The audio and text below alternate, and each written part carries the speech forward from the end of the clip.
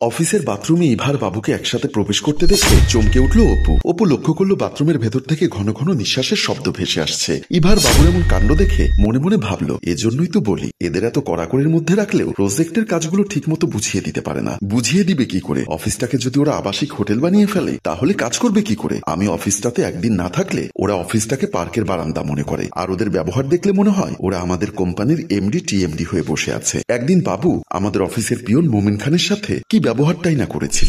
একদিন আমি বাবু সাহেবের রুমে ঢুকতে গিয়ে দেখলাম বাবু একটা ফাইল মোমিন খানের মুখে ছুঁড়ে মেরে বলল, আমি আপনাকে কতদিন নিষেধ করেছি এই সমস্ত ফাইল আমার কাছে নিয়ে আসবেন না। পিয়ন মোমিন খান কাঁপা কাঁপা গলায় বলল, স্যার আমার কোনো দোষ নেই, আমাকে চেয়ারম্যান স্যার বলেছে ফাইলটা আপনার কাছে দেওয়ার জন্য, তাই আমি আপনাকে দিলাম। পিয়নের বাচ্চা পিয়ন, আমরা এখানে কাজ করতে এসেছি, তোর মতো কামলা দিতে আসিনি। আজকের পর থেকে যদি কোনো এমন উল্টাপাল্টা ফাইল এনে দিবি তোর চাকরির একদম 12টা বাজিয়ে দিব। স্যার এখানে আমার কি দোষ? চেয়ারম্যান স্যার অফিসে এসে আপনাকে পাইনি, তাই ফাইলটা আমার কাছে রেখে গেছে আপনাকে দেওয়ার জন্য। আবার মুখে মুখে কথা বলছিস, যা এক্ষুনি আমার রুম থেকে বেরিয়ে যা। মোমিন খান ফাইলটা টেবিলের উপর রেখে বলল, স্যার চেয়ারম্যান স্যার এই প্রজেক্টটা নাকি নিজে ডিল করেছেন, বলেছেন আগামীকালকের ভেতর এই ফাইলটা কমপ্লিট রাখতে, আর এই ফাইলটা কমপ্লিট করে অপু স্যারের হাতে পৌঁছে দিতে বলেছেন। এখন কি আমার তোর মতো পিয়নের অর্ডারে কাজ করতে হবে? যা চেয়ারম্যান স্যারকে বলবি আমার হাতে এরকম আরো 3টা ফাইল জমা পড়ে আছে। আমি বাবু সাহেবের এমন ব্যবহার দেখে রুমে প্রবেশ করে বললাম, বাবু সাহেব একজন বয়স্ক মানুষের সাথে আপনার এরকম ব্যবহার আমি কখনো আশা করিনি। না স্যার, মানে আমি বলছিলাম, আর মানে করতে হবে না, আমি এখানে দাঁড়িয়ে আপনার সব কথা শুনেছি,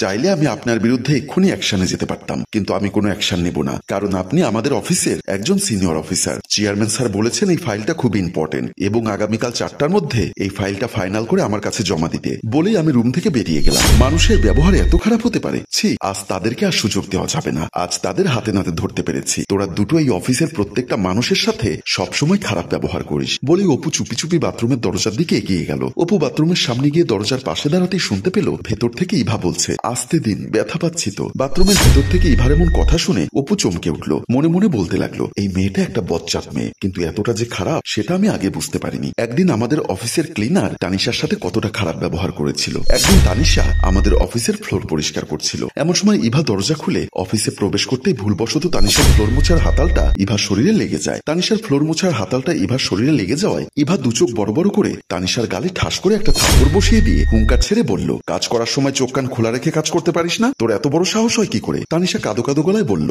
ম্যাডাম আসলে আমি ইচ্ছা করে এমনটা করিনি, প্লিজ ম্যাডাম আমার ভুল হয়ে গেছে, আপনি আমাকে ক্ষমা করে দিন। তোর কোনো ক্ষমা নেই, তোকে আমি আজই অফিস থেকে বের করার ব্যবস্থা করছি, দাঁড়া। ইভার মুখে এমন কথা শুনে তানিশা চমকে ওঠে, কাঁদো কাঁদো গলায় বলল, প্লিজ ম্যাডাম আপনি এমনটা করবেন না, অনেক কষ্ট করেই চাকরিটা জুটিয়েছি, এখন যদি চাকরিটা চলে যায় মায়ের চিকিৎসাটা পর্যন্ত বন্ধ হয়ে যাবে, তা আমার দেখার বিষয় নয়, তোকে কাল থেকে যেন এই অফিসে না দেখি। বলে ইভা তার ডেস্কের দিকে চলে গেল। তানিশা ঠায় দাঁড়িয়ে কান্না করছে। লাঞ্চের পর রেস্টুরেন্টে বসে আছে ইভার বাবু। অনেকক্ষণ ধরে বসে থাকার কারণে রেস্টুরেন্টের ওয়েটার ফাহিম এসে বলল, দেখতে পাচ্ছি আপনারা অনেকক্ষণ ধরে বসে আছেন স্যার, যদি আপনাদের বিলটা পে করে দিতেন তাহলে অন্য কাস্টমাররা একটু সুযোগ পেত। ওয়েটারের মুখে এমন কথা শুনে বাবু উত্তেজিত হয়ে দাঁড়িয়ে গিয়ে বলল, আমরা কি এখানে ফাও ফাও বসে আছি? দুজনেই 240 টাকা বিল করেছি, আর এখন বলছিস উঠে যেতে? ওয়েটার ফাহিম একটা মিষ্টি হাসি দিয়ে বলল, আসলে স্যার আমি আপনাদেরকে উঠে যেতে বলছি না, শুধু বলেছি বিলটা পে করে দিতে। ইভা রাগান্বিত হয়ে বলল, এই তোদের ম্যানেজারকে ডাক দেখি, তোর মতো এত অভদ্র ওয়েটার কি করে তাদের রেস্টুরেন্টে রাখে? ম্যাডাম আপনি শান্ত হন, আপনাদের হয়তো বুঝতে কোথাও ভুল হচ্ছে, আমরা ঠিকই বুঝেছি, তুই তাড়াতাড়ি তোর ম্যানেজারকে ডাক। এভাবে তাদের মধ্যে তর্ক বিতর্ক চলার মধ্যে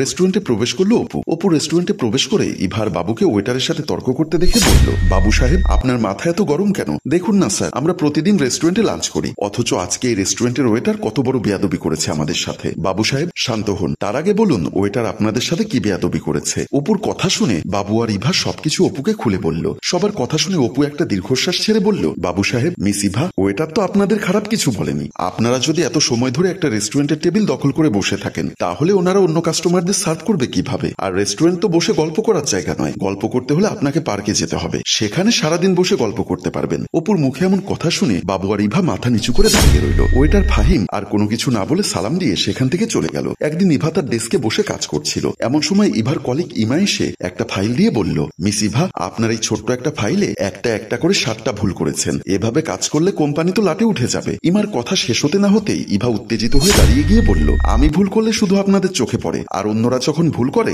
সেটা কি আপনাদের চোখে পড়ে না? দেখুন ইভা, কে ভুল করেছে আমি সেটা বলছি না, আমি বলছি আপনার এই ফাইলটাতে 7টা ভুল আছে। ভুল হয়েছে তো কি হয়েছে, ভুল কি আপনারা করেন না? আপনি আবারও কেন কথা পেঁচাচ্ছেন? ভুল হয়েছে যখন তখন কি আপনি সংশোধন করবেন না? এই সামান্য ভুলটা আপনি চাইলে ঠিক করে নিতে পারতেন। আপনার একটা ফাইলে 7টা ভুল আপনার কাছে সামান্য মনে হচ্ছে? যেখানে একটু 19-20 হলেই প্রজেক্ট রিজেক্ট করে দেয়, আর সেখানে আপনি বলছেন 7টা ভুল সামান্য ভুল। দেখো ইমা ম্যাডাম, বলুন, আমি আপনার কলিগ হতে পারি, কিন্তু আপনার বয়সের দিক থেকে অনেক বড়। আমি চাইলে এই ফাইলটা ম্যানেজার স্যার কিংবা চেয়ারম্যান স্যারকে দেখাতে পারতাম, কিন্তু আমি আপনার উপকার করতে এসে অপমানিত হয়ে গেলাম। বাই দ্য ওয়ে, ভুলগুলো সংশোধন করে ফাইলটা আমার ডেস্কে খুব তাড়াতাড়ি পাঠিয়ে দিবেন। বলে ইমা ইভার রুম থেকে হনহন করে বেরিয়ে গেল। এমন সময় অপুর কানে ভেসে আসতে লাগলো, আস্তে আস্তে দিন স্যার, ব্যথা পাচ্ছি তো। ইভা, একটু ধৈর্য ধরুন, এই তো বের হয়ে যাচ্ছে। অপু তাদের এমন নোংরা কথাবার্তা শুনে আর নিজের রাগকে কন্ট্রোল করতে না পেরে সজোরে বাথরুমের দরজায় ধাক্কা দিল। সাথে সাথে বাবু আর ইভা চমকে ওঠে। বাবু আমতা করে বলল, ও অপু স্যার আপনি? অপু উত্তেজিত হয়ে বলল, আপনাদের কি লজ্জা শরম বলতে কিছুই নেই? অফিস স্টাফদের বাথরুমে ঢুকে এরকম নোংরামি করতে আপনাদের একটুও বিবেকে বাঁধলো না? আপনাদের এত বড় সাহস হলো কি করে? ইভা বলল,